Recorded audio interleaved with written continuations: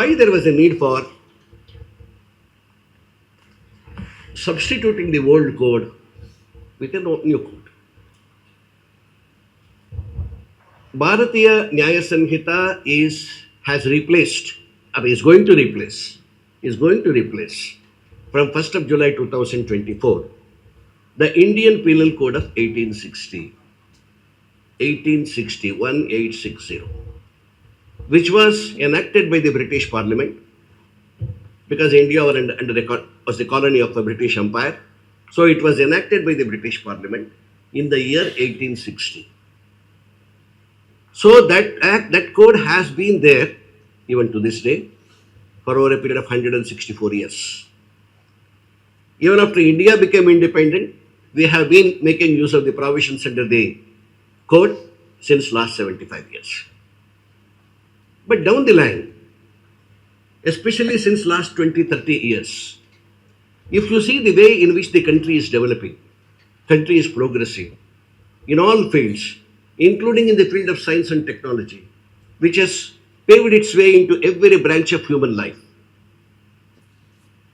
Every branch of human life, the lawmakers, the parliamentarians must have thought that this 1860 code may not be, all the provisions of 1864 may not be suitable or applicable for the contemporary situation.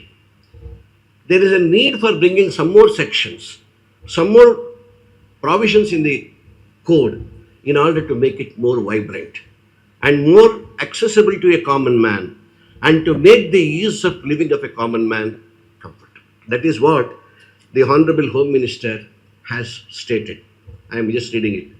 The object behind the introduction of new law is because the government considered it expedient and necessary to review the existing criminal law with an aim to strengthen law and order, and also focus on simplifying legal procedure so that ease of living is ensured to a common man.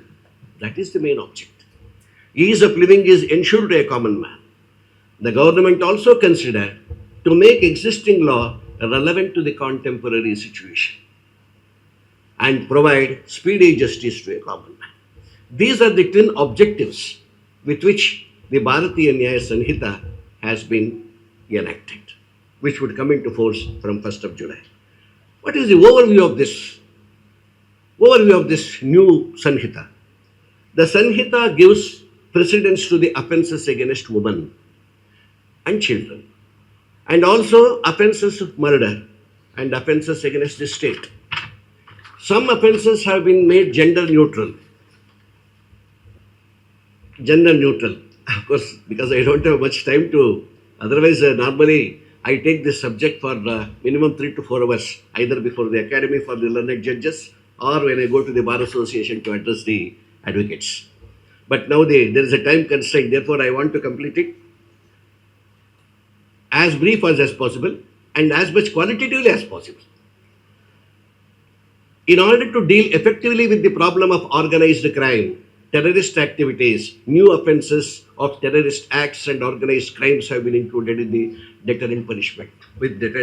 This is one of the beautiful, because Section 111 of the Bharatiya Nyaya Sanhita, Section 112 of the Bharatiya Nyaya Sanhita, Section 113 of the Bharatiya Nyaya Sanhita, Section 304 of the Bharatiya Nyaya Sanhita, Section 152 and 103 subsection 2, 117 subsection 4 are all the new additions which were not there earlier.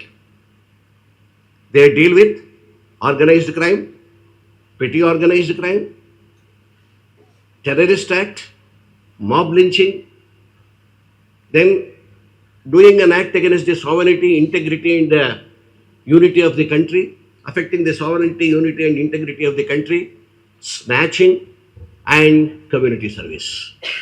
These are all the new introductions that have been introduced in the present Nyaya Sanhita, which was not there earlier. A new offence on acts of armed rebellion, subversive activities, separatist activities, or activities endangering the sovereignty or unity and integrity of India has also been added. The fines and punishments for various offences have also been suitably enhanced. And for the first time, community service has been introduced as a mode of punishment. These are some of the important takeaways from this newly introduced Bharatiya Nyaya Samhita.